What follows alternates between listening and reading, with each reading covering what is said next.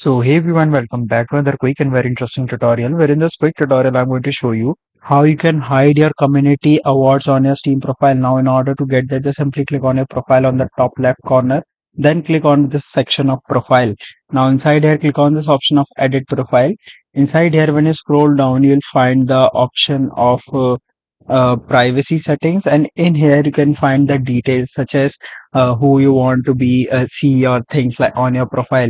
Now, if you want to hide your basic things like your award that people see on the screen, just simply go to this option of edit profile, and from here you can customize many things inside the privacy settings as well, like game details. You can customize it so nobody will be able to see what games are you playing, and you can customize multiple things here in as well.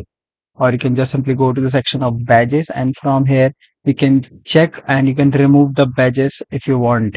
Alright, so that's it for this tutorial. I hope this video will be helpful for you. Make sure to hit the like button and subscribe button for more such helpful and interesting tutorials. See you in the next one. Take care.